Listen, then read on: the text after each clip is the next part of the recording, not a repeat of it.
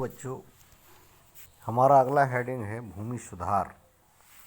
जहाँ तक कृषि क्षेत्र का सवाल है, इस अवधि में भूमि सुधार के भी गंभीर प्रयास हुए। इनमें सबसे महत्वपूर्ण और सफल प्रयास जमींदारी प्रथा को समाप्त करना था। यह प्रथा अंग्रेजी शासन के ज़माने से चली आ रही थी। यह साहसिक कदम को उठाने से ज़मीन उस वर्ग के हाथ में से मुक्त हुई जिससे कृषि में कोई दिलचस्पी नहीं थी। मतलब थी क्या ये ज़मींदारी व्यवस्था? ये थी कि अंग्रेज़ों ने ज़मीन से लगान वसूलने के लिए बड़े बड़े ज़मींदार बना दिए थे। जो पूरे क्षेत्र, गांव, पूरा इलाका का ज़मींदार होता था, तो वो इतनी ज़मीन खुद कर तो सकता नहीं था, इसलिए वो उसमें कोई दिलचस्पी नहीं लेता था। उसके पास ज़मीन हज़ारों एकड़ नाम होती थी, लेकिन वो उस पर कोई खेती ढंग से नहीं कर पाता था, जिससे वो बेकार चली जाती थी। सरकार ने इसी का हल खोजा और उस ज़मीन को लोगों में बांट दिया। इससे राजनीति कहते हैं, इस साहसिक कदम को उठाने से ज़मीन के वर्ग के हाथ से मुक्त हुई जिसे कृषि में उसकी कोई दिलचस्पी नहीं थी। इससे राजनीति पर दबदबा कायम रखने की ज़मींदारों की क्षमता भी घट गई। अभी तक बड़े ज़मींदार माने जाते थे, वो राजनीति में बड़ी दिलचस्पी रखते थे, उनका रुतबा भी घटा। ज़मीन के छोटे छोटे टुकड़ों को एक साथ करने के प्रयास किए गए ताकि खेती का काम सुविधाजनक हो सके। इसके लिए चकबंदी कराई गई। चकबंदी माने किसी एक किसान के अगर 4 खेत अलग अलग दिशाओं में हैं, तो उन्हें एक जगह इकट्ठा कर दिया गया, जिससे वो सारा ध्यान एक ही जगह लगा सके। ये भी एक भूमि सुधार का तरीका था। यह प्रयास भी सफल रहा। भूमि सुधार की 2 अन्य कोशिशों को थोड़ी कम सफलता मिली। हालांकि इस बात के लिए कानून बनाए गए कि कोई व्यक्ति अधिकतम कितनी भूमि अपने नाम पर रख सकता है, लेकिन इसके पास ज़्यादा ज़मीन थी, उन्होंने इस कानून का तोड़ खोज लिया। ठीक उसी तरह जो काश्तकार किसी और की ज़मीन बटाई पर जोत बो रहे थे, उन्हें भी ज़्यादा कानूनी सुरक्षा प्रदान की गई, लेकिन इस कानून पर शायद ही कहीं अमल हुआ हो। मतलब कानून तो बन गए, लेकिन कानून का ठीक से पालन नहीं हो पाया। तो ये 2 सुधार ज़्यादातर अच्छे तरीके से नहीं हो पाए। अगला हमारे सामने एक और समस्या है, खाद्य का संकट, माने खाने की। 1960 के दशक में कृषि की दशा बद से बदतर होती गई। 1940 से 50 के दशक में ही खाद्यान्न के उत्पादन की वृद्धि दर जनसंख्या की वृद्धि दर से जैसे जैसे अपने को ऊपर रख पाई थी। 1965 से लेकर 67 के बीच देश के अनेक हिस्सों में सूखा पड़ा और इसी अवधि में भारत में 2 युद्धों का सामना किया। उसे विदेशी मुद्रा के संकट को भी झेलना पड़ा। इसके बारे में हम लोग अगले अध्याय में चर्चा करेंगे। इन सारी बातों के कारण खाद्यान्न की भारी कमी हो गई और देश के अनेक भागों में अकाल जैसी स्थिति आन पड़ी। बिहार में खाद्यान्न संकट के कारण सबसे ज़्यादा विकराल जो रूप था, वो सबसे विकराल रूप बिहार में था।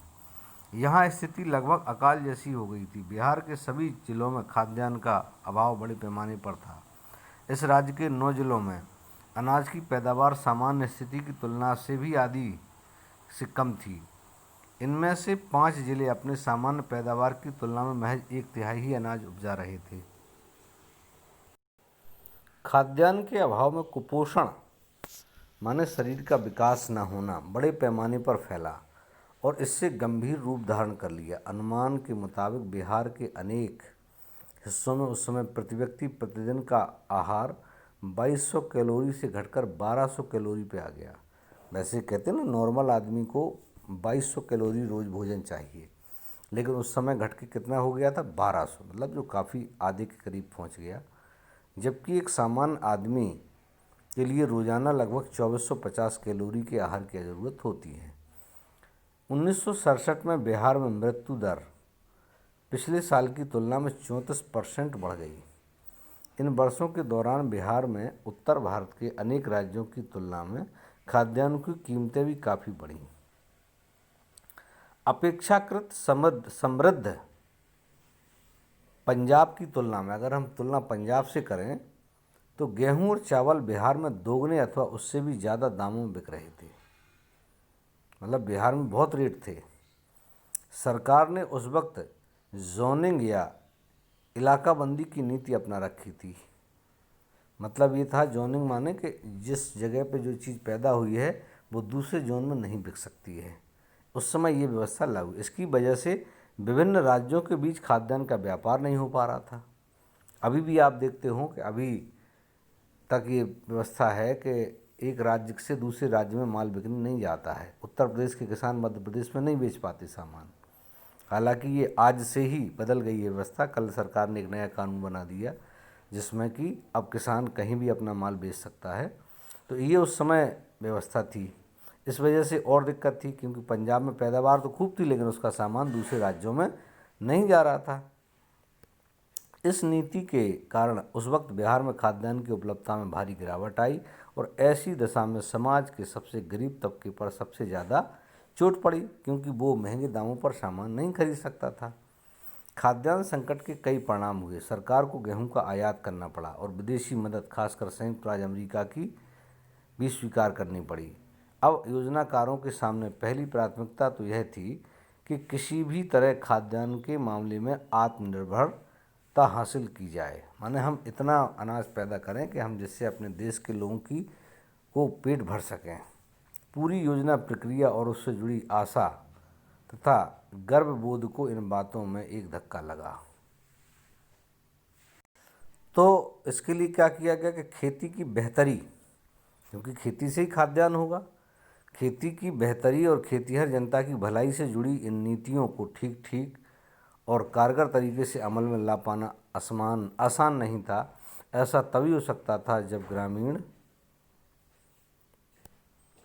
भूमिहीन जनता लामबंद हो। लेकिन भूस्वामी बहुत ताकतवर था, इनका राजनीतिक रसूख भी था। माने जो जमींदार थे वो ताकतवर थे और वो ऊपर तक पहुंच रखते थे। इस वजह से भूमि सुधार के अनेक प्रस्ताव या तो कानून का रूप नहीं ले सके या कानून बनने पर महज कागज़ की शोभा बढ़ाते रहे। कानून बन भी गए तो वो लागू नहीं हो पाए। आज भी आप देखो बहुत सारे ऐसे कानून हैं, सब कुछ है, लेकिन इसके बाद भी वो लागू नहीं हो पाते और दुनिया की परेशानियां बनी रहती हैं। इससे पता चलता है कि आर्थिक नीति किसी समाज की वास्तविक राजनीतिक स्थिति का ही अंग होती है। इससे यह भी जाहिर होता है कि शीर्षस्थ नेताओं की भलमनसाहत के बावजूद प्रभुत्व संपन्न सामाजिक वर्ग ही हमेशा नीति के निर्माण और क्रियान्वयन पर अपना कारगर नियंत्रण रखता है। माने ये कि नेता तो चाहते थे, राजनीति में थे कि बदलाव हो, लेकिन जो सामाजिक वर्ग में अपनी प्रभावशाली भूमिका रखते थे जमींदार, वो नहीं चाहते थे कि इस पर ठीक से अमल हो। अब आज के लिए बस इतना ही। हरित क्रांति का वर्णन कल करेंगे।